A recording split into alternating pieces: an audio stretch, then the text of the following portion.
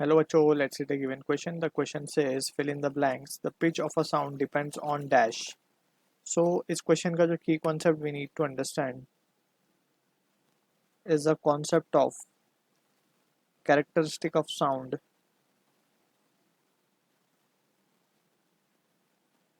So basically हमने तीन characteristics पढ़े हैं. First is loudness, second is pitch, third is quality और timbre भी बोलते हैं इसे. Timbre, ठीक है. तो यहाँ पे हम बात करेंगे pitch की. So basically जब हम pitch को define करते हैं या फिर pitch को समझते हैं, so it is the characteristic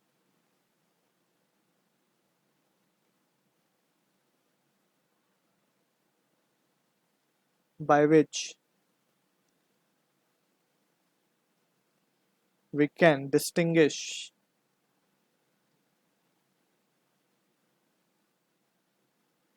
two sounds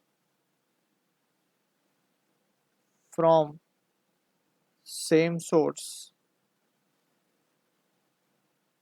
having same loudness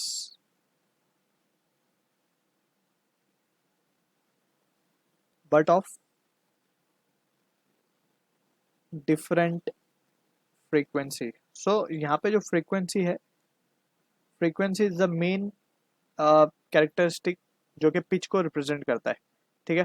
frequency अगर दो साउंड में अलग अलग होगी, जैसे फॉर एग्जांपल दो साउंड में अगर हम देखें तो बेस और treble.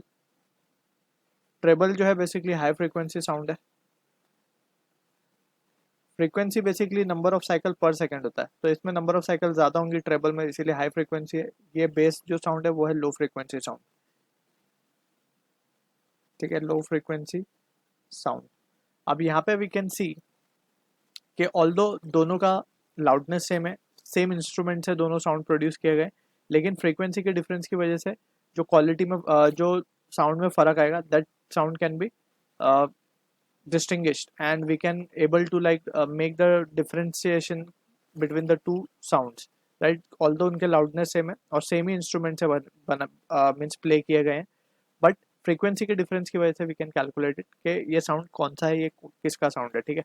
So pitch of the sound depends on frequency, and frequency जैसे हमने बोला नंबर ऑफ रेपिटेशन या नंबर ऑफ साइकिल्स पर सेकेंड. ठीक है ना, एक सेकेंड में कितनी वेव्स वो जनरेट कर रहा है, that is how we calculate frequency. So I hope you understood the solution. All the best.